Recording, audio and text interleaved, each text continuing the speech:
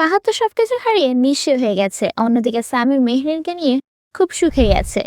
তাহলে কি ফাহাদ বেশি লোভ করতে গিয়ে নিজেই বিপদে পড়ে গেল? কি হতে পারে পরবর্তী পর্বে, তার সকল কিছু জানাবো আজকের এই ভিডিওতে।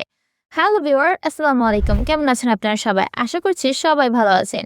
এটা আমাদের গল্প নাটকের পর্বে দেখতে পাই ফাহাদ সাহেব দুবার প্রজেক্টে লস খেয়েছে অনেক টাকা। পরে সেটা সায়রা শুনতে পারে এবং তাকে 7 দিনের মধ্যে সব টাকা দিতে বলে, না হলে পুলিশে দেওয়ার হুমকি দেয়। ফাহাদ এক প্রকার নিঃস্ব হয়ে গেছে লস করে, কিন্তু অন্যদিকে সামির মেহরিনকে নিয়ে ভালোই আছে।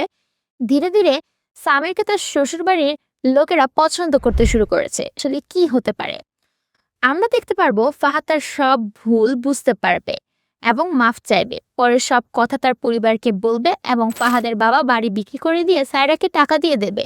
এমনও হতে পারে তাদের সম্পর্ক সেখানে শেষ হবে। তো আমাদের এখন দেখার অপেক্ষা কি হয় 37 নম্বর পর্বে। হয়তো নতুন কোনো চমক আছে নাটকে।